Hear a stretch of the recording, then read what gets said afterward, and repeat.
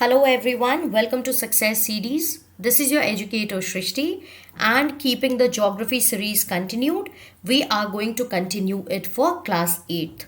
What is the chapter that we are going to look up today is about chapter 5, which is industries. So in chapter 4 I had told you about agriculture. If you all remember, तो हमने agriculture की बात की थी and we saw a lot of crops and the crop seasons. Also we saw what are the essential elements of agriculture, and the primary thing was that agriculture is a primary activity. आज हम लोग secondary activity की बात करेंगे, which is your industries, and this is a part of your chapter 5. So we'll begin on this note, and I'll take your suggestions and feedbacks while we do the lesson. Also, if you have any queries, you can post it in the comment section. Let's move forward, guys, and let's decode this chapter.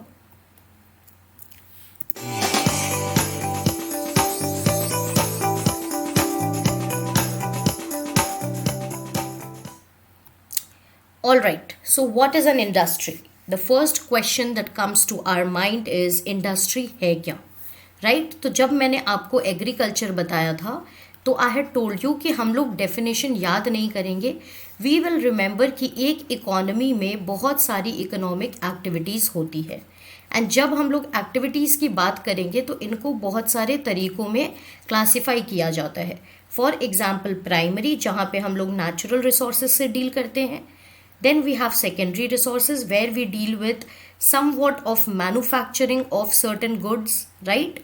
And then we had the tertiary sector, which is basically the service sector. तो अगर agriculture primary हो गया, so when you talk about industries, the kind of image that you have in mind, by that itself you can understand that it is something which is manufacturing certain products, right? These are big industries that are actually producing certain goods or providing certain specialized services. So what is an industry? It is a secondary, it falls in the secondary sector, and it is an economic activity where we are concerned with production of goods. तो यहाँ पे हम लोग goods produce करेंगे. We are also concerned with extraction of minerals. Okay, so there can be some industries that will be there in mineral extraction, and then there will be certain industries that will be providing certain services. So they can be of three kinds. That can be dealing with production of certain goods, that is manufacturing, or the extraction of minerals, or also providing certain kind of services. This is what an industry means. Okay, now giving you an example from your chapter itself, how do you get the paper that you use? If somebody is to answer me, they will tell me, and they would remember that in chapter 1 of your geography, when we spoke about resources, तो एक tree की image बनी हुई थी, right? This tree, the wood, it provides us with ultimately paper. Okay, now this paper, to be there for you in a copy or in a fancy textbook format which you are using, has to go through a lot of process. It has to be converted into pulp, chemicals need to be added into it, then stamping needs to be done. For example, you are using a classmate's copy, तो वो लोग अपनी branding भी करेंगे, and then finally you will have the textbook which you can use. So there is an entire process that is involved. A lot of chemicals are also required. इसीलिए हम लोग सिर्फ और सिर्फ नेचुरल रिसोर्सेज से नहीं deal कर रहे हैं, यहाँ पे थोड़ी बहुत मैन्युफैक्चरिंग भी हो रही है. So that is why it will become a part of your secondary sector और secondary activity, and that is why it will be known as an industry. For example the paper industry. अब industries को हम लोग कई तरीक़ों में classify कर सकते हैं. What did I say? We can classify industries on the basis of certain things into various types. When you think of industries, you will not think of just one industry that exists. There will be a lot of industries that will come to your mind. So based on the raw material that is being used, what is raw material? Raw material is basically the input, one part of the input that is going into the process to give you some output. Right? So do you remember this? one kind of input that is going through certain process to give you an output. Raw material is an input in this case, and based on the kind of raw material that is being used, you can classify the industry. For example, अगर आप plant and animal products को use कर रहे हो raw material में, तो वो एक agro based industry कहलाएगी. Okay, agro based. If the size of the industry, जैसे कि अगर लेबर यूसेज कम है, अगर कैपिटल कम है, राइट, अगर टेक्नोलॉजी इनकी थोड़ी सी ओल्डन है, so then you will classify it as a small scale industry. And based on ownership you can classify it into private, public, or whatever that may be. So based on this kind of factors, you will have to classify industries into various forms. Classification मतलब आप कई तरीकों की industries को देखोगे, जिस तरीके की वो रॉ मटेरियल इस्तेमाल कर रही है, या फिर उनकी साइज़ अगर छोटी है या बड़ी है, उन्हें कौन ओन कर रहे हैं, right, is it in the private hands और the government is owning it. So based on that you will be able to classify the industries into various formats. So that is one thing. Now based on raw material क्या क्या industries हो सकती हैं. So one is agro based industry. अब जैसा कि name से ही आप देख रहे हो, this is related to agriculture और एग्रो बेस्ड, राइट. सो यहाँ पे क्या होगा, एग्रीकल्चर में plant and animal based products, ये हमारे रॉ मटेरियल रहेंगे. So just try to process this once and then we will take it further. अभी तक मैंने जो भी बोला एक बार देखिए. If you have any query please ask me.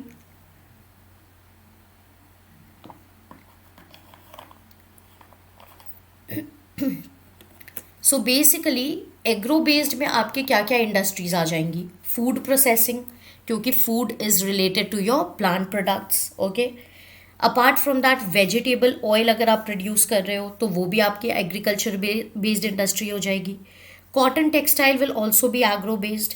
Dairy products, क्योंकि हमने एग्रीकल्चर में भी देखा था कि rearing of life stock is a part of agriculture, and यहाँ से हमें डेयरी प्रोडक्ट्स मिलते हैं. So obviously this will be a part of your agro based industry. And leather, क्योंकि यहाँ पे लेदर किससे मिलते हैं, एनिमल से. टैनरीज जो होती हैं लेदर की, ये किन से, मतलब कहाँ से you get this leather, so it is available from the animals. That is why agro based industries they use plant and animal based products as the raw materials. Clear. Examples of agro based industries also clear, क्योंकि जहाँ पे आपको समझ आ जाएगा कि plant and animal based products है, तो आप डेफिनेटली उनके टाइप्स को आइडेंटिफाई कर लोगे, उनके एग्जाम्पल्स को आइडेंटिफाई कर लोगे. सो this is one classification of industry. और यहाँ पे हम लोग किसके बेसिस पे क्लासीफाई कर रहे हैं, रॉ मटेरियल जो यूज़ हो रहा है उसके बेसिस पे क्लासीफाई कर रहे हैं. Coming to the next, mineral based. Mineral based अब क्या हो गया, मिनरल यहाँ पे रॉ मटेरियल रहेगा. किसी भी मिनरल का अगर आप इस्तेमाल कर रहे हैं, जिसे हमने शायद चैप्टर 3 में पढ़ा था, mineral and mineral resources. So from there if you are identifying and using any kind of mineral, then that will be a mineral based industry. यहाँ से जो जनरली हमें आउटपुट मिलता है वो अन्य इंडस्ट्रीज में इनपुट की तरह यूज़ किया जाता है. So the output of mineral based industries helps to feed the other industries. Okay, it feeds the other industries, क्योंकि वो लोग इसके बेसिस पे ही अपने प्रोडक्ट्स को प्रोड्यूस कर पाते हैं. For example, iron is made from iron ore. Iron ore is a mineral, okay, and this iron is then used by the railways. So what is being said, यहाँ पे iron is acting as the feeder industry. What do you mean by feeder industry? Feeder industry वो होती है जिन पे और सारी industries feed करती है. मतलब ये आयरन से आपकी रेलवेज इंडस्ट्री चलेंगी, ठीक है, आपके बिल्डिंग्स बनेंगे because of this iron. So iron is your mineral based industry, but the railways and buildings are dependent on iron from iron ore. That is why iron is acting as a feeder industry. किसी चीज़ को feed करना, उनकी survival आपकी survival पे dependent हो. So that is like a mother feeds a child. For the child to grow it relies on the mother to feed the child, right. Similarly the railways and the buildings industry and other industries, automobiles etc., they rely on the production of iron. तभी वो लोग अपनी railways को manufacture कर पाएंगे, buildings बना पाएंगे. So iron industry acts as a feeder industry for them. Clear? Mineral based is also we are classifying on the basis of raw material, और यहाँ पे raw material क्या यूज हो रहा है, mineral ore. Now moving forward, marine based, तो यहाँ पे आपको नाम से ही पता चल जाएगा, marine is anything related to water. Okay, so raw materials यहाँ पे क्या रहेंगे, सी रहेंगी, ओशंस रहेंगे. इनमें से अगर आप कुछ भी यूज़ कर रहे हो तो वो आपके मरीन बेस्ड इंडस्ट्रीज हो जाएंगे. For example food processing industries, जो सी फूड वाली इंडस्ट्रीज होती है, oysters, crabs etcetera. Okay, this will be your marine based industries. Fish oil को अगर मैन्युफैक्चर करोगे, fish spa is done, right. Fish oil is used for a various activities, for various kinds of activities. So this are all marine based industries, क्योंकि ये लोग marine sources पे depend कर रहे हैं, such as sea and oceans. So what have we learn कि raw materials में हम लोग एग्रो बेस्ड देख सकते हैं, क्योंकि वो लोग प्लांट्स एंड एनिमल्स पे डिपेंड कर रहे हैं. Then we can see mineral based because they are depending on minerals. Then we also have marine based because they are depending on sea and oceans. Okay, then we have forest based, और अब यहाँ पे नाम जैसे suggest कर रहा है, it is the raw material here. What is the raw material here?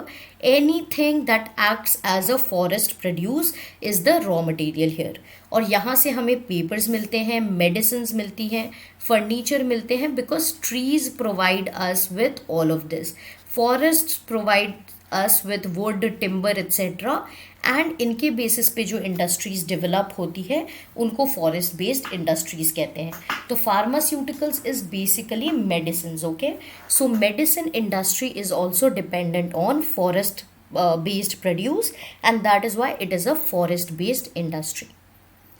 On the basis of size, तो अब हमने पहले तो क्या देखा, देखिए रॉ मटेरियल के बेसिस पे हम लोग raw material, one second, yes, so raw material के basis पे we classified it into 4 types. What were the 4 types? Agro, then we moved towards mineral, then there was another M which was marine, and then we studied the forest based resources, right? So we classified raw material industries into 4 types. क्या क्या examples है वो भी आपको समझ आ गया.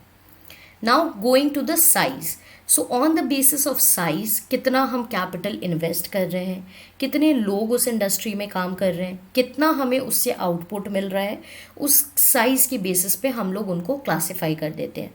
For example हम लोग बहुत ज़्यादा मशीनरी यूज़ कर रहे हैं, बहुत ज़्यादा लोग काम कर रहे हैं, और प्रोडक्शन भी हमें बहुत बल्क में मिल रहा है, हम उसे एक्सपोर्ट कर रहे हैं, then that will not be a small scale industry. So small scale industry क्या होगा, सब कुछ इसमें आपका स्मॉल होगा. सो कैपिटल मतलब जो मशीनरी आप यूज़ कर रहे हो वो भी स्मॉल होगी, लेबर जितने लोग काम कर रहे हैं वो भी कम क्वांटिटी में रहेंगे, एंड प्रोडक्शन भी आपका थोड़ा लिमिटेड ही रहेगा. Okay, it won't be very huge. These are industries that don't have enough money. Also, they don't require too much of technology. So, these are still traditional based industries. And इसीलिए हम इन्हें small scale industries कहते हैं. For example, cottage industries, जहाँ पे handloom वगैरह हो गया. Silk industry, which is silk weaving. यहाँ पे कम यूज़ होती है टेक्नोलॉजी की, और इसीलिए स्मॉल स्केल में काम चलता है. So this is all those related to weaving, handlooms. Okay, this kind of industries will be a part of your small scale industries. So characteristics क्या क्या रहेंगी, कैपिटल इन्वेस्टमेंट लो रहेगा, number of people working will be low, and production की volume भी बहुत कम रहेगी. Apart from that we can have large scale industries. एक मीडियम बेस्ड इंटरप्राइजेज भी होते हैं जिसे हम MSMEs कहते हैं. This are medium and small enterprises. Okay, medium and small enterprises. तो इस टाइप के इंडस्ट्रीज भी होते हैं. इसको गवर्नमेंट बहुत बढ़ावा देती है because they generally are set up by people who are not very rich. And large scale industries क्या हो गई, जो बहुत बड़े बड़े लोग, बड़े इंडस्ट्रियलिस्ट, वो लोग सेटअप करते हैं. For example Tatas, Birlas, okay, Ambanis, those industries set up by them, those business groups set up by them will form a part of this large scale industries. यहाँ पे क्या होगा, यहाँ पे जैसे कि आप देख सक रहे हो हैवी मशीनरी यूज़ होगी, बहुत ज़्यादा कैपिटल इन्वेस्टमेंट रहेगा, टेक्नोलॉजी बहुत ही अपडेटेड रहेगी, you will be using the latest technology, क्योंकि यहाँ पे प्रोडक्शन ही कुछ इस तरीके का होगा. और यहाँ पे आपको बहुत ज़्यादा प्रोडक्शन मिलेगी, ठीक है। वॉल्यूम ऑफ प्रोडक्शन क्या होता है, what do you mean by volume of production? It is not about my volume that ma'am please increase your volume or decrease your volume. Volume here means quantity. Okay, volume here means quantity. जितना ज़्यादा आप produce करोगे इसका मतलब आपकी volume of production बहुत ज़्यादा है। सो ये वाली इंडस्ट्रीज कौन सी इंडस्ट्रीज होती है? ऑटोमोबाइल्स इंडस्ट्री हो गई, cars, okay, big heavy buses, all of this things are a part of your automobile industry. So automobiles कई ज़्यादा अच्छे टेक्नोलॉजी के बनते हैं।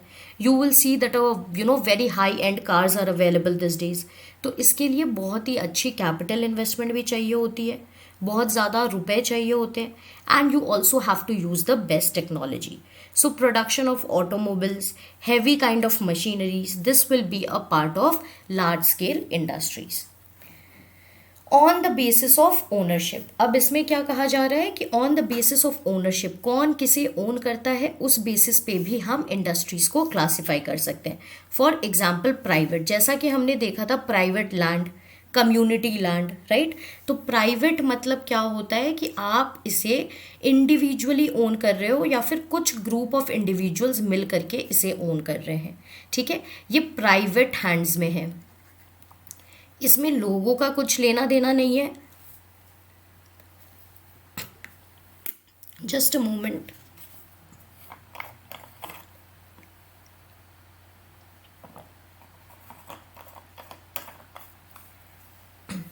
सो सॉरी. एंड पब्लिक इंडस्ट्रीज में क्या होता है कि this are owned by the government. For example Hindustan Aeronautics Limited, और भी नवरत्न एंटरप्राइजेस जिसे हम कहते हैं, 9 industries that are owned by the government. तो जहाँ पे गवर्नमेंट की ओनरशिप रहेगी 51% या ज़्यादा होनी चाहिए, तो वो पब्लिक इंडस्ट्री कहलाएगी. And private is something that is owned by a group of individuals. Okay, so public industries जहाँ पे government की stake होगी, and private is something that the private players are owning. This will be mainly for profit motive. And public में क्या रहेगा कि जो जो चीज़ें प्राइवेट सेक्टर नहीं प्रोवाइड कर पा रही है, सो उसमें government will come in and they will try to provide the things. Joint sector is another sector. अब क्या होता है, कभी कभी कुछ ऐसी इंडस्ट्रीज होगी जहाँ पे कुछ पोर्शन प्राइवेट के हाथ में होंगी और कुछ पोर्शन पब्लिक के. सो क्या होगा, ये लोग जॉइंटली इसे ओन करेंगे. So that is why it will be known as the joint sector. Okay, it will not be owned by only one sector. इसका एक बहुत ही अच्छा एग्जाम्पल है मारुति उद्योग लिमिटेड. सो मारुति ब्रांड के जो कार्स आपको दिखते हैं वो बेसिकली दोनों के बीच की होल्डिंग है, both state and individuals. Okay, neither the government is totally controlling it nor individuals are totally controlling it. So it is basically a joint venture of both the public and the private. एक होती है cooperative sector. अब ये cooperative sector क्या होती है? अगर मैं आपको क्लास में बोलती हूँ प्लीज़ बच्चों कोऑपरेट करो, let me teach you, after that we will have some fun session. That means I'm telling you to please keep quiet and listen to me, follow the lecture so that you are able to understand, right? So cooperate, यहाँ पे भी similarly अगर आप समझोगे तो cooperative मतलब यहाँ पे ये लोग cooperate करके कुछ लोग एक साथ इकट्ठा होते हैं and they try to start up an initiative. So it is a cooperative sector जहाँ पे कुछ लोग they have come together, सब ने रुपए जमा किए हैं, ठीक है, या फिर इनको फंडिंग मिली है कोई कोऑपरेटिव से, and then they have started some work. Best example of this is Anand milk union limited, जिसे आप अमूल के नाम से जानते हो. इसका फुल फॉर्म है आनंद मिल्क यूनियन लिमिटेड.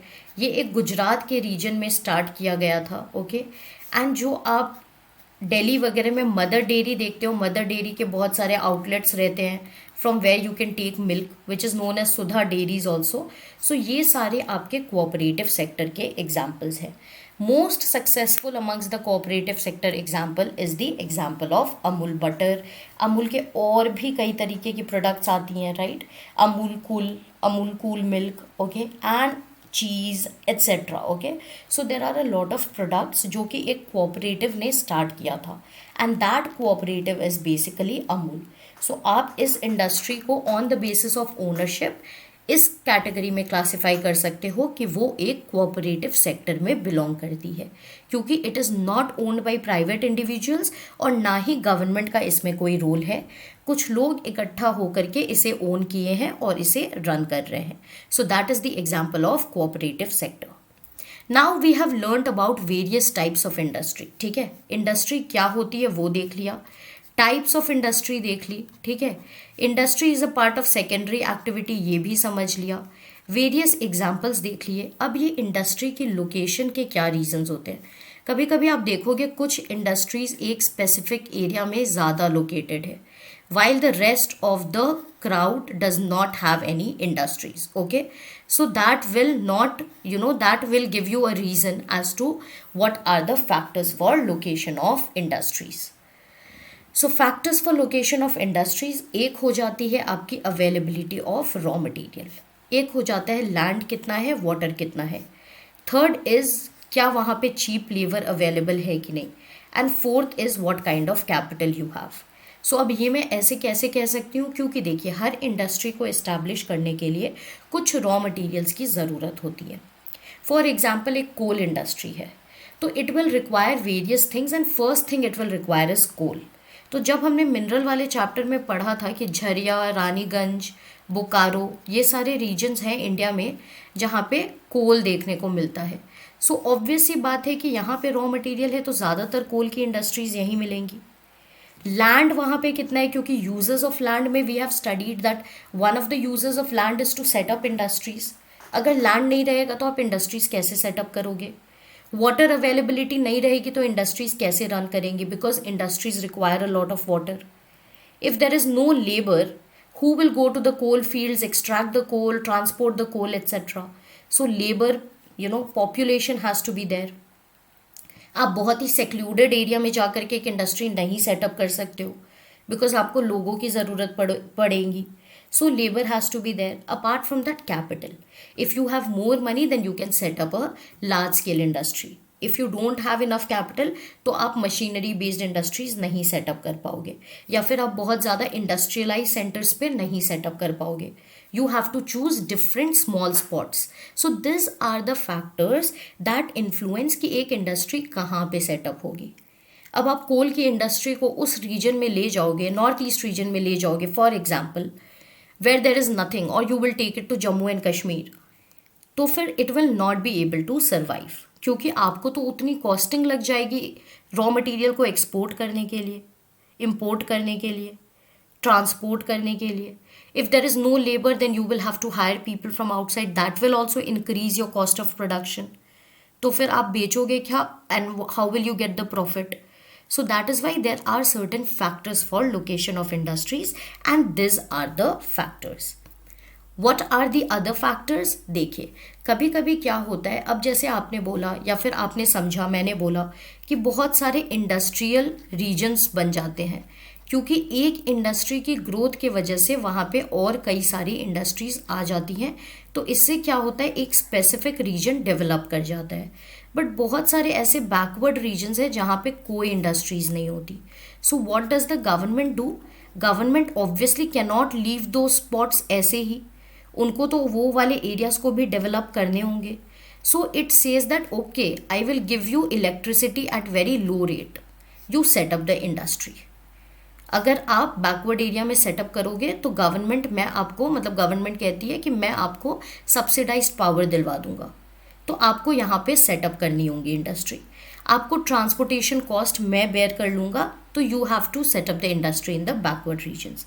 इंफ्रास्ट्रक्चर की कुछ फैसिलिटीज़ मैं आपको प्रोवाइड कर दूंगा. So please set up regions, industries in the backward regions. तो इससे क्या समझ आ रहा है कि कभी कभी कुछ इंसेंटिव्स दी जाती हैं for this industrialist to set up industries in the backward regions. And ये किस तरीके की इंसेंटिव्स होती हैं. इलेक्ट्रिसिटी सब्सिडाइज्ड रेट में मिल जाती है, सब्सिडाइज्ड मतलब कम रेट्स में. ट्रांसपोर्ट कॉस्ट को गवर्नमेंट बेयर कर लेती है. Government also provides them with certain kind of buildings and infrastructure that they would require, so that the backward areas of the country are also able to develop. इसे क्या कहते हैं? इसे कहते हैं रिडक्शन. रिडक्शन, रिडक्शन मतलब reduce करना, reduction of regional inequalities. ठीक है, रीजन की मीनिंग क्या होती है? Region is basically a certain area. तो अब कुछ एरिया बहुत डेवलप है, फॉर एग्जाम्पल मुंबई हो गया, एंड अब कोई एक गांव को ले लो, ठीक है, any small town, so that will be very backward.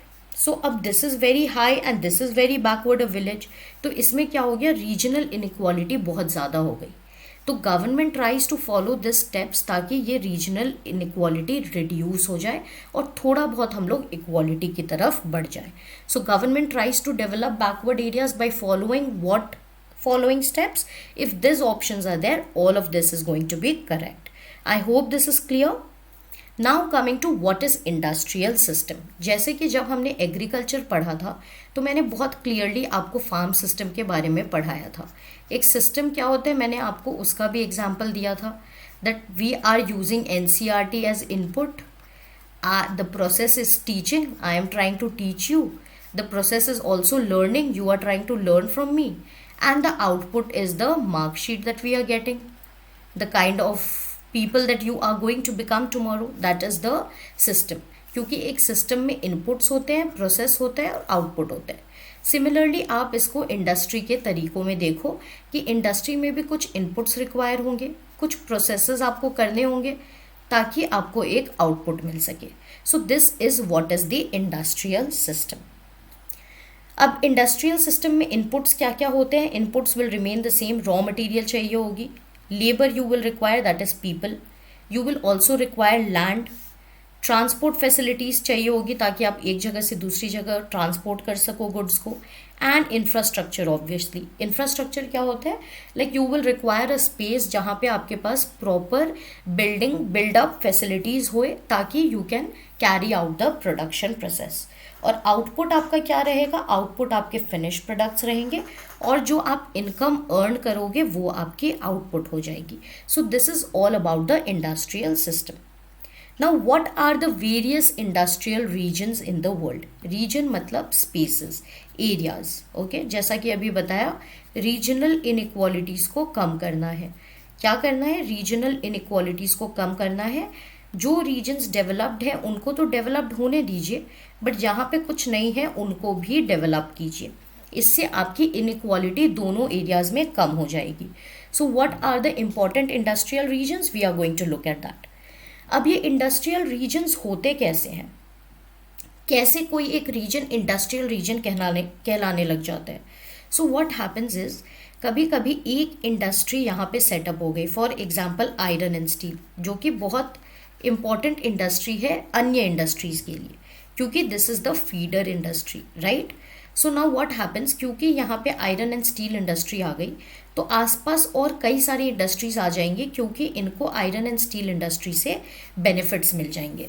तो सब इंडस्ट्रीज़ अब अपने they will share benefits amongst each other. Benefits will be shared, तो कॉस्ट रिडक्शन भी हो जाता है, प्रॉक्सिमिटी हो जाती है. What do you mean by proximity? Your house and my home is near. Okay, you can come to my home easily, I can go to your home easily. So we can make learning very simple. But if the place is very far away, if your school is very far away, तो आपकी cost increase हो जाएगी, you will have transport, आप ज़्यादा tired होगे. So what happens is, it will be little difficult. And here what will happen, if industries are close to each other, they are in close proximity, मतलब आस पास located है, तो वो लोग अपनी एक दूसरे की benefit share कर सकते हैं. सबसे ज़्यादा इंडस्ट्रियल रीजन्स आपको कहाँ देखने को मिलेंगे? टेम्परेट एरियाज़ में. ओके, नॉट ट्रॉपिकल, जहाँ पे टेम्परेट क्लाइमेट हो वहाँ पे देखने को मिलेंगे. सी पोर्ट्स के नज़दीक देखने को मिलेंगे, because industries they rely on exports and imports. तो अगर सी पोर्ट्स रहेंगे तो it is very easy to export the products. Also there is good availability of water. And coal एक ऐसा रॉ मटीरियल है जो इंडस्ट्रीज़ को चाहिए होता है. So they will try to set up near the coal fields, okay, so that they can obtain the coal from nearby areas. Based on these factors, कोई एक region industrial region में classify हो जाता है. Major industrial regions of India क्या क्या हो सकते हैं, एक बार इस मैप को देखिए एंड जल्दी से देखिए यहाँ पे क्या लिखा है। एक है Mumbai Pune cluster. So why is Mumbai Pune cluster an industrial region of India? Can you think of certain examples why is Mumbai Pune cluster an industrial region of India? Because Mumbai has a lot of industrialists. यहाँ पे काफ़ी scope है. The weather here is also suitable. Location of market with nearby areas is also very good. तो ये एक cluster में develop कर गया. After that you have Bangalore Tamil Nadu region, क्योंकि यहाँ पे सर्विस सेक्टर बहुत अच्छी है. आज जॉब्स की आप बात करोगे, आईटी जॉब्स की आप बात करोगे, तो बैंगलोर के बिना there are very few options in India and there are no such good options than Bangalore. Hooghly basin, क्योंकि यहाँ पे water transport all of this is very good. Ahmedabad, this is for cloth industry. जब आप अहमदाबाद, बड़ौदा, सूरत ये सब की बात करोगे तो आप ऑटोमेटिकली समझ जाओगे कि यहाँ की टेक्सटाइल इंडस्ट्री बहुत ज़्यादा डेवलप्ड है. एंड एक है आपका छोटा Nagpur plateau.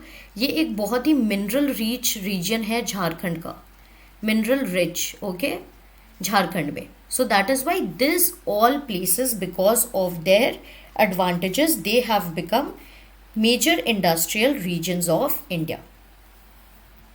What are the others? Visakhapatnam Guntur belt, ये आपका आंध्र प्रदेश वाला रीजन हो गया, ठीक है. Vizag port, this was famous since ancient times, तो ये आज तक चल रहा है. Gurgaon, Delhi, Meerut, again Gurgaon has the DLF. Gurgaon has a lot of job facilities, okay. Technological hub बन गया है ये. Delhi is also the capital. Meerut भी इसी तरीके से डेवलप हो गया. तो यहाँ पे आप क्या देख रहे हो, कुछ समय पहले गुड़गांव में there was nothing. With the Delhi being capital and Delhi's development, Gurgaon also started developing. अब ये जब रीजन डेवलप हुआ तो इन एंड अराउंड, जैसे कि नोएडा रीजन ऑफ यूपी, यहाँ पे भी कई इंडस्ट्रीज़ आ गई, कई सारे कंपनीज आ गई. So this is how one industry leads to the development of another. And जब बहुत सारी एक जगह आ जाती हैं तो वो एक प्रॉपर रीजन में कल्मिनेट हो जाती हैं. Kollam, Thiruvananthapuram, this is Kerala area, this is also an industrial region. You can have a look at the map so that you have better idea. और वर्ल्ड्स की अब मेजर इंडस्ट्रीज़ कौन सी हैं? वर्ल्ड में सबसे ज़्यादा इम्पॉर्टेंट इंडस्ट्रीज़ कौन सी हैं? एक आपकी आयरन एंड स्टील इंडस्ट्री हो गई ऑब्वियसली, क्योंकि ये फीडर इंडस्ट्री है. सारे इंडस्ट्रीज़ की dependence iron and steel industry पे है, because iron is something that we use every day. The safety pins that you use, एक छोटी से छोटी चीज़, नीडल से लेकर के railways, okay, and building construction, सब में आयरन की ज़रूरत पड़ती है. So this is one of the major industries. Then you have textile industry, the clothing industry, okay, and you have information technology. यहाँ पे एक बहुत ही गौर करने वाली बात क्या है कि ये एक इमर्जिंग इंडस्ट्री है. What do you mean by emerging industry? इसका मतलब ये लोग सनराइज इंडस्ट्रीज है, ये अभी उभर के आ रही हैं. ये पहले इतनी ज़्यादा इम्पॉर्टेंट नहीं थी, बट धीरे धीरे इसकी इम्पॉर्टेंस बहुत ज़्यादा इंक्रीज़ हो रही है जैसे जैसे टेक्नोलॉजिकल एडवांसमेंट्स हो रहे हैं. So this are emerging, okay, this are coming up and this are going to be the demand of tomorrow. Such as IT हो गई. और कौन सी इंडस्ट्री हो सकती है इसमें? Can you think of anything? Any other kind of intelligence based services will form a part of emerging industry. Artificial intelligence हो गई, रोबोटिक्स हो गए, ये सारी आपकी एमर्जिंग इंडस्ट्रीज़ में आएंगी. इसे हम सनराइज इंडस्ट्रीज़ भी कहते हैं. So what are the examples of sunrise industry? You should know. And which industries are referred to as sunrise industries? Emerging industries. They are going to be the future generation industries. They are going to have a lot of demand in the future. Now coming to iron and steel industry, जैसा कि मैंने बताया it is a feeder industry, क्योंकि ये हमें raw material provide करती है बाकी इंडस्ट्रीज़ के लिए. इसमें काफ़ी सारे इनपुट्स होते हैं, प्रोसेसेस होते हैं, सच एज स्मेल्टिंग. अब ये स्मेल्टिंग क्या होता है? इसमें एक प्रोसेस होता है जहाँ पे आप हीट करते हो आयरन ओर को and then you break it into certain products, okay, and then you also receive outputs. तो इस तरीके के कई सारे प्रोसेसेस होते हैं, इसीलिए हम इसे एक इंडस्ट्रियल सिस्टम कहते हैं. आयरन एंड स्टील इंडस्ट्री में क्या क्या इनपुट्स की ज़रूरत होती है? ऑब्वियसली जैसा कि नेम है तो आयरन ओर, कोल की भी ज़रूरत होती है, ऑल्सो लाइमस्टोन। इससे क्या होता है, बहुत तरीके के अलॉयज़ बन जाते हैं। Alloys is mixture of one और मोर सब्सटेंसेस, जिससे आपका कोई मेटल बन जाता है। ओके, अलॉन्ग विथ लेबर चाहिए होगी, कैपिटल चाहिए होगा, साइट मतलब प्लेस जिसे हम लैंड भी कहते हैं, और उसके ऊपर कुछ तरीके का इंफ्रास्ट्रक्चर भी चाहिए होगा। प्रोसेस क्या होता है, फॉर एग्जांपल स्मेल्टिंग। इसके अलावा फर्नेसिंग होती है, और भी बहुत सारे प्रोसेसेस होते हैं।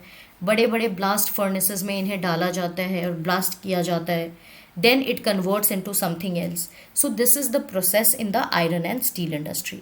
आउटपुट क्या होता है, आउटपुट हमें आयरन एंड स्टील के फॉर्मेट में मिलता है, और इस फॉर्मेट को, इस आउटपुट को अन्य इंडस्ट्रीज यूज़ करते हैं एज अ रॉ मटेरियल। तो उनकी डिपेंडेंस इस पे है, क्योंकि रॉ मटेरियल के बिना तो कोई इंडस्ट्री आगे बढ़ ही नहीं सकती। So iron and steel serves as the raw material for those industries, and that is why iron and steel industry is known as the backbone of other modern industries. Backbone क्या होता है? If you don't have a backbone, you can't stand straight, right? So this is the backbone. This helps the other industries to survive. If the iron and steel industry is not there, many industries will collapse. Many industries will not be able to carry out their work. So this is the meaning of being a backbone of something. It is so because various things, अब जैसे कि आप जहाज देख रहे हो, trains देख रहे हो, ट्रक्स देख रहे हो, बड़े बड़े ऑटोज देख रहे हो, ये सब स्टील से बनते हैं. So is it wrong to say that steel is the backbone? No, it is not wrong. Definitely it is the backbone, तभी तो ये सारी चीज़ें बन के आई हैं. अगर स्टील नहीं रहेगा तो you will not have this kind of industries also. So everything will stop because it is dependent on steel. Now how is the location of industry decided? So before 1800 AD क्या हुआ था? Iron and steel industry was located, कहाँ पे locate किया जाती थी? जहाँ पे raw materials मिल रहा हो, जहाँ पे आपको electricity मिल रही हो, and where you were having good continuous supply of water. But this is in the ancient days. क्योंकि तब क्या था? तब ट्रांसपोर्ट इतना डेवलप नहीं था, तब लोगों के पास इजी एक्सेस नहीं थी, इजी कम्युनिकेशंस नहीं थी. So that is why sorry, where there were raw materials it was very important to set up the industries there itself. Okay, but now this is not the case. तो अब क्या हो गया है? Let's see that. Okay, after 1950 क्या हो गया? वहाँ पे हम लोग लोकेट करने लग गए जहाँ पे फ्लैट लैंड हो, सी पोर्ट्स हो, ताकि हम लोग ज़्यादातर एक्सपोर्ट इम्पोर्ट कर सकें. So what happened? The demands changed. What happened? The demands changed. आज क्या होता था, पहले क्या होता था? We did not believe in online education at all. Why? Because we felt that there is nothing that can be better than classroom learning. Even today we believe in that nothing can substitute a classrooms learning for a child. But still अब demands change हुई तो अब online industry flourish हुई. Online people started using education as a means to try and reach out to various category of students. Also it became easier for the students, क्योंकि अब वो लोग कहीं भी बैठे at their convenience they are able to learn. They are not restricted to time और any other kind of location, right? So this kind of things they change with the priorities of time or with the changes in time. पहले जबकि हम लोग इस basis पे करते थे कि जहाँ पे रॉ मटेरियल्स होगा वहीं पे सेटअप करेंगे, because it was very difficult for us to do anything else, right? But now what happened that we started choosing those areas जहाँ से हमारे लिए एक्सपोर्ट ईजी हो जाए, क्योंकि अब हमें सबसे ज़्यादा एक्सपोर्ट एंड इम्पोर्ट करना था. रॉ मटेरियल तो हम कहीं और से भी ट्रांसपोर्ट कर सकते हैं. So this was basically the criteria. Okay, so based on this kind of factors location is decided. अब वर्ल्ड में सबसे ज़्यादा आयरन एंड स्टील इंडस्ट्रीज कहाँ देखने को मिलती है? Germany, America, China, Japan and Russia. This are the 5 countries you need to remember. और इंडिया में कहाँ देखने को मिलती है? So this is basically the reason.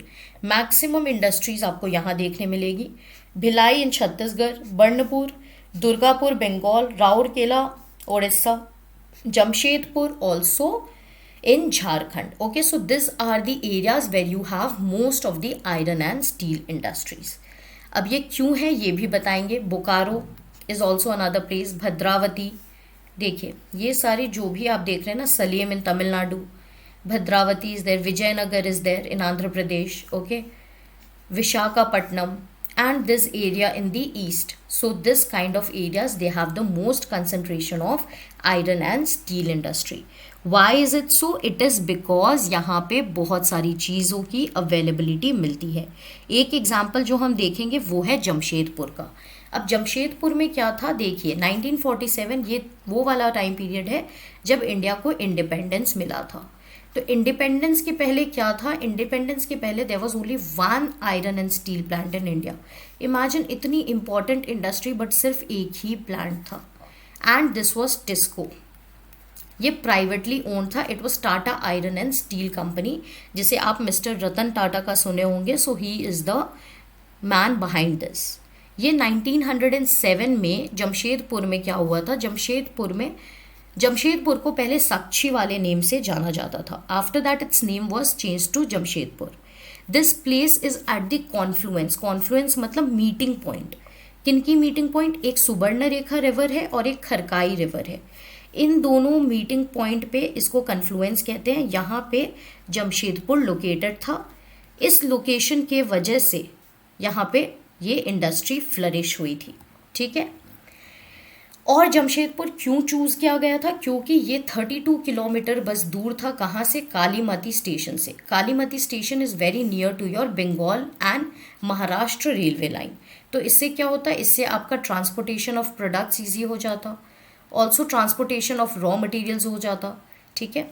Industry हम लोग क्या चूज़ करते हैं, ये भी तो चूज़ करते हैं ना कि हमारे प्रोडक्ट्स ईजिली सेल हो जाए। So having a market is also very important. So this Bengal area it served as a good market and that is why Jamshedpur was a good choice. उसके अलावा 2 reverse थी यहाँ पे major, तो वो भी एक अच्छी चॉइस थी। बाकी जोग्राफिकल लोकेशंस भी जमशेदपुर के लिए फेवरेबल थे, क्योंकि यहाँ पे बहुत ही क्लोजनेस में सारे रॉ मटेरियल्स मिलते थे, such as iron ore, manganese, dolomite, limestone. ये सब उड़ीसा, छत्तीसगढ़ जो कि हमने पढ़ा, भिलाई या फिर उड़ीसा में राउरकेला, ये सब जगह से मिल जाते थे। एंड कोलकाता एक मार्केट की तरह सर्व करता था, that is Y Jamshedpur was a good option. TISCO plant of Jamshedpur, इसके बाद क्या हुआ, बहुत सारे दूसरे इंडस्ट्रीज़ यहाँ पे आ गए, such as chemical industries, locomotive industries, agricultural equipments, machinery की इंडस्ट्रीज़ भी आ गई, केबल वायर, ये सारी चीज़ें डेवलप कर गई। सो इसी से हमें ये पता चल गया कि एक इंडस्ट्री जो कि एक फीडर इंडस्ट्री के नेम से हम जानते हैं या फिर बैकबोन इंडस्ट्री कह रहे हैं, ये ओपन कर दी सारे doors to industrial development in India. आज के डेट में अगर आप जाओगे Jamshedpur, it is a small place but it is a very rich place, okay. It has a lot of companies also. So it is because of all these factors that Jamshedpur has been able to grow. This is an example of India. अब हम लोग कहाँ की बात करेंगे? Now we will talk about the iron and steel industry in the world. One important center. So one important center in the world is this, which is Pittsburgh. Pittsburgh is an important steel city of USA. तो ये क्यों है? क्योंकि कोल, iron और जो कि raw materials है, ये माइनसोटा आयरन माइन से मिल जाती हैं, which is very near to this place, okay. इसके अलावा यहाँ पे एक ग्रेट लेक्स वाटरवे है। अब ये ग्रेट लेक्स में 5 रिवर्स हैं बेसिकली, ठीक है। तो ये जो वाटरवे है, एक तो ये शिपिंग रूट के लिए अवेलेबल करवा देता है चीज़ों को, एंड सेकेंड इज़ यहाँ से पानी मिल जाता है इंडस्ट्रीज़ के लिए। तो इसके वजह से इंडस्ट्रीज़ डेवलप हो जाती है। मान लो आपने इंडस्ट्री सेटअप कर ली, अब वहाँ पे पानी ही नहीं मिल रहा है, what will you be able to produce, nothing, right. So Pittsburgh has gained importance because raw material की अवेलेबिलिटी है, ऑल्सो यहाँ पे वाटरवेज है for transport. Third thing is water availability is also good. अब ग्रेट लेक्स कौन कौन से हैं, तो 5 नेम्स हैं, ये याद कर लेना। Superior, lake Huron, lake Ontario, lake Michigan and lake eerie, okay. इनमें से सबसे बड़ी लेक जो है, सबसे लार्जेस्ट लेक जो है, that is Lake Superior. This is the reason why Pittsburgh has become the iron and steel capital of USA. इसके अलावा बहुत सारी रिवर्स है, like Ohio, Monongahela, okay, please just remember the names, they are little weird, and Allegheny. तो ये सारे जो reverse हैं यहाँ से वाटर मिल जाता है पिट्सबर्ग को, तो इसके लिए इजी हो जाती है इस इंडस्ट्री के लिए। और जो फाइनल प्रोडक्ट स्टील रहता है इसको इस शिपिंग रूट के थ्रू ट्रांसपोर्ट कर दिया जाता है। तो इससे आपके इंपोर्ट एक्सपोर्ट ट्रांसपोर्टेशन सब कुछ थोड़ा फीजिबल हो जाता है। That is Y Pittsburgh has excelled. ऐसा नहीं है आयरन एंड स्टील इंडस्ट्री आप कहीं और भी डेवलप कर सकते हो, but if this factors are not there it might not be able to excel. Okay, so आपको कोई भी चीज़ सेटअप करनी है तो आपको उस मार्केट एरिया को स्टडी करना पड़ेगा। कल आप में से कुछ लोग जाकर के बड़े इंडस्ट्रियलिस्ट बनेंगे। So you have to keep this factors in mind when you decide. You have to do a market study कि यहाँ पे क्या इस चीज़ की मार्केट है, अगर मैं इसे सेटअप करता हूँ तो what are the cost, how can I reduce my cost of production, right? This is what the professionals they do and they get paid for it. So you have to analyze these factors so that your company, your organization, your industry, it runs on the path of success. Okay? Now we will talk about cotton textile industry. तो बहुत हो गई बात iron and steel industry की, bore हो गए होगे अब आप लोग, बट क्या करें, we have to read this, it is a part of your syllabus. इसको थोड़ा सा इंटरेस्टिंग आप ऐसे करोगे, कुछ कुछ वीडियोज़ देखते रहना बीच में, right? And try to remember the names. कुछ क्वेरीज होती है तो keep searching, keep trying to find out various other things. Okay, that will give you a extra interest that you might get in the subject. Now we will talk about cotton textile industry. As I told you, तो cotton textile ये एक सबसे पुरानी industry है world में. जब India भी independent नहीं था, when we were under Britishers, उसके पहले व्हेन वी वर इंडिपेंडेंट, जब तक ब्रिटिशर्स नहीं आए थे, हमारी ये क्लॉथ वाली इंडस्ट्री बहुत अच्छी थी, क्योंकि हमारे हैंडीक्राफ्ट्स, हैंडीलूम, ये सब बहुत अच्छे थे. Okay, but after the Britishers came, slowly power loom, ये सारी चीज़ें आ गई. बहुत सारी टेक्नोलॉजिकल एडवांसमेंट्स हो गई जो इंडिया नहीं कर पाया. ओके, बिकॉज ऑफ दिस हमारी टेक्सटाइल इंडस्ट्री डाई आउट हो गई. इसमें क्या क्या चीज़ों की ज़रूरत होती है? कॉटन, सिल्क, वुल, जूट, फ्लैक्स, क्योंकि ये सारे डिफरेंट टाइप्स ऑफ टेक्सटाइल बनाने के लिए यूज़ किए जाते हैं. 18th सेंचुरी क्या हुआ था? पहले तो व्हील्स और लूम्स पे बनाया जाता था कॉटन क्लोथ, लेकिन उसके बाद क्या हुआ, पावर लूम्स ने रिप्लेस कर दिया. जैसे कि मैंने बोला, बहुत ज़्यादा मैकेनाइजेशन के साथ क्या होता है, जो पुरानी आउटडेटेड टेक्नोलॉजी होती है वो अब नहीं यूज़ की जाती, और ये थोड़ा सा इंडस्ट्री को मार दे देती है. ओके, सो यहाँ की जो इंडस्ट्रीज़ है ये कोप अप नहीं कर पाई और ये थोड़ी सी पीछे चली गई. बट जिसने मैकेनाइजेशन इस्टेब्लिश कर लिया, जो उसे फॉलो कर पाए, वो लोग उसकी बेनिफिट्स ऑटोमेटिकली उठा लिए. So this was Britain which brought about the use of power loom, and उसके बाद ये और जगह में फैल गया. Cotton textile industry before British rule, Indian textile had a very good past. In fact जो इंडियन टेक्सटाइल थी ये बहुत ज़्यादा डिमांड में थी all over the world. For example, muslins of Dhaka, ये इतना सॉफ्ट कपड़ा होता है, बिल्कुल मलमल सा कपड़ा होता है, विच is very highly valued all over the world. इसके अलावा मसूलीपट्टनम एरिया के एक कपड़े को चिंजर्स कहते थे. Calicoes of Calicut and gold wrought cotton, एक जरी वाले बॉर्डर की कॉटन होती थी, बरहनपुर की, सूरत की, वडोदरा की. सो ये सारे जो टेक्सटाइल्स थे इंडिया में, ये अपनी क्वालिटी और डिज़ाइन के लिए वर्ल्ड फेमस थे. Even today a lot of Indian work is appreciated outside. But mostly जब ब्रिटिशर्स ने हमारी इंडियन इकोनॉमी को कैप्चर किया, तो ये सारी जो इंडस्ट्रीज़ थी ये डाई आउट होने लगी. धीरे धीरे ये वापस आई पिक्चर में. But this is how the story of the cotton textile industry was. The first industry was actually established at Kolkata. अगर आप ऐसे ही देखो तो ठीक है, फोर्ट ग्लोस्टर या कुछ था. एंड उसके बाद अगर मैकेनाइज्ड वाली की बात करो तो ये मुंबई में आई थी, लेकिन otherwise first industry it was set up at Kolkata. Handwoven textile costly भी होती थी and it was not able to compete with the textiles of the west. तो जो ब्रिटिशर्स ने पावर लूम्स ले लिए थे उससे उनकी प्रोडक्शन चीपर होती थी, और जो हैंड वुमेन टेक्सटाइल जो इंडिया में बनाया जा रहा था वो बहुत ही मेहनत का काम था और बहुत ही एक्सपेंसिव भी था प्रोड्यूसर्स के लिए. So that is why it was not able to compete, क्योंकि जो सस्ता मिल रहा है लोग उसे ही खरीद रहे थे. For example of late we are seeing ban Chinese products, but China ने इतना पेनिट्रेट कर लिया है हमारी मार्केट को by providing us low cost products that we are not able to boycott it completely, right? So that was the case. Coming of textile industries in India, so first successful mechanize मतलब machine वाली textile mill Mumbai में establish हुई थी कौन से year में? 1854 में. So this is a fact.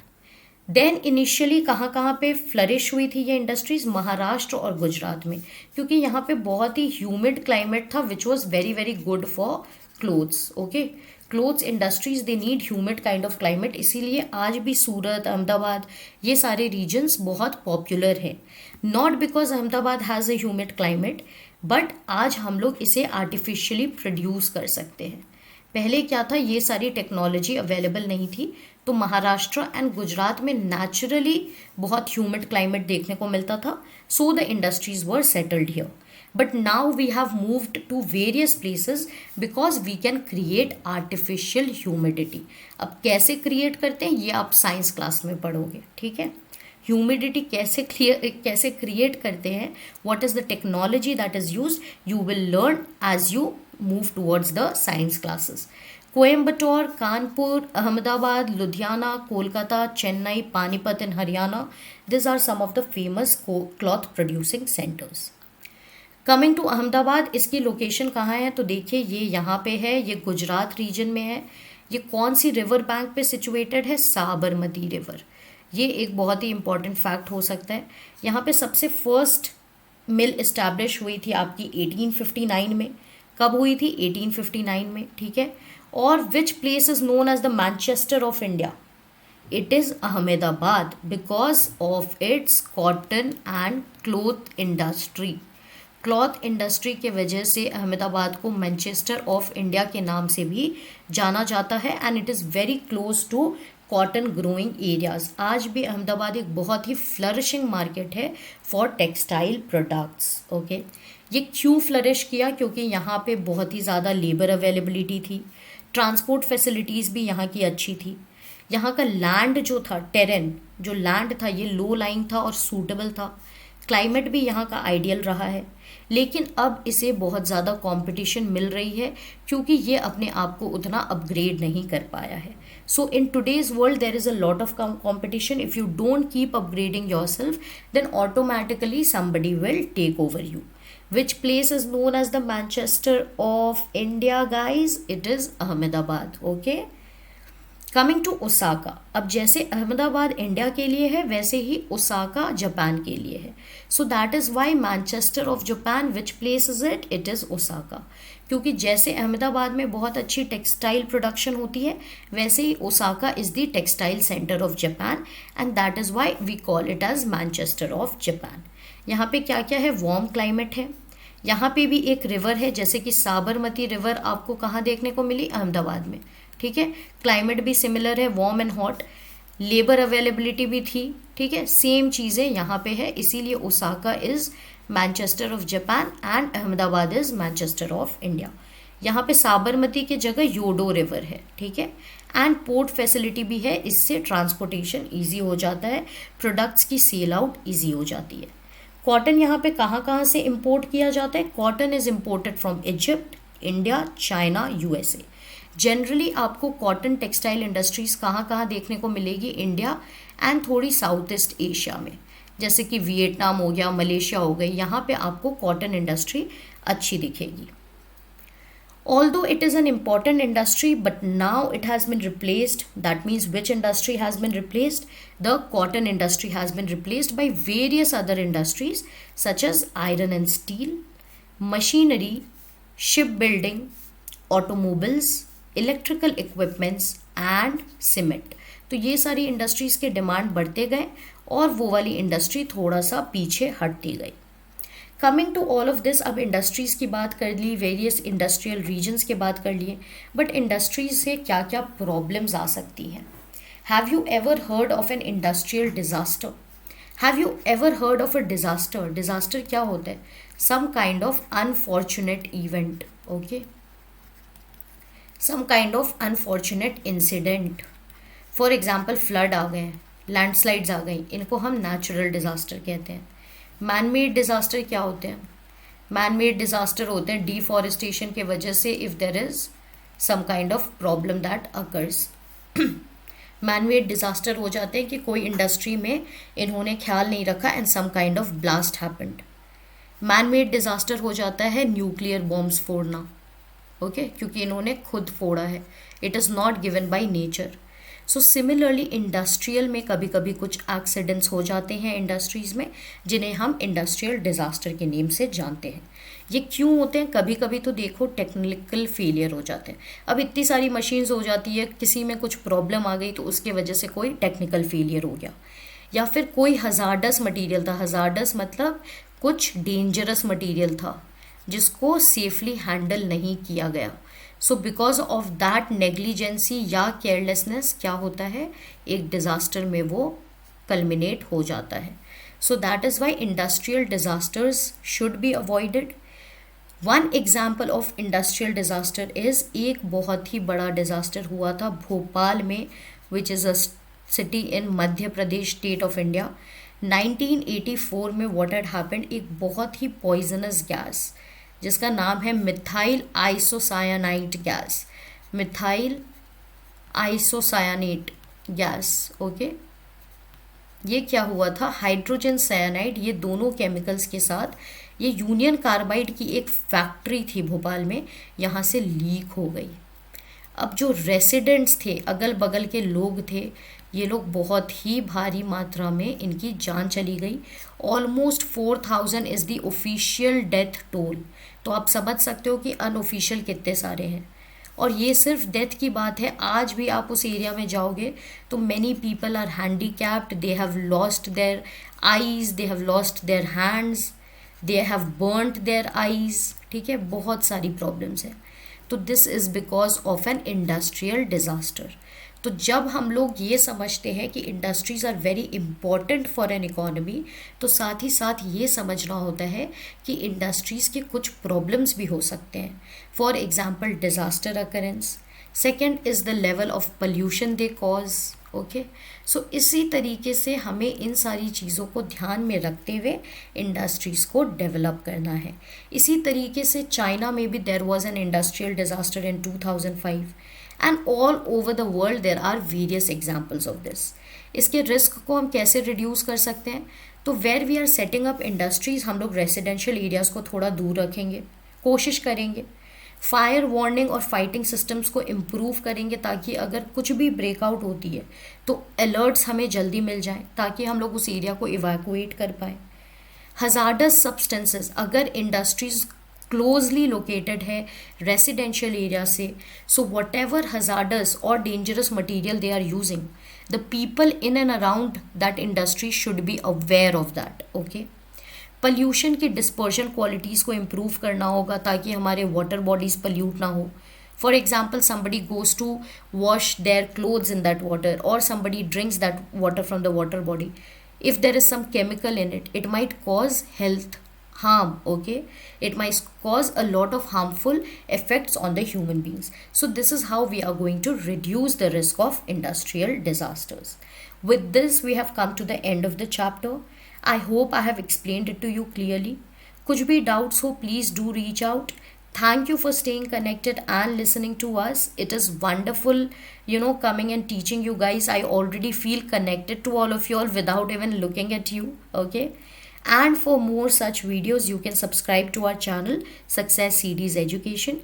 Hit the bell icon so that whenever we have a lesson come up, you will have the update for it. I will see you soon with the next set of lessons. Till then, bye-bye. Take care.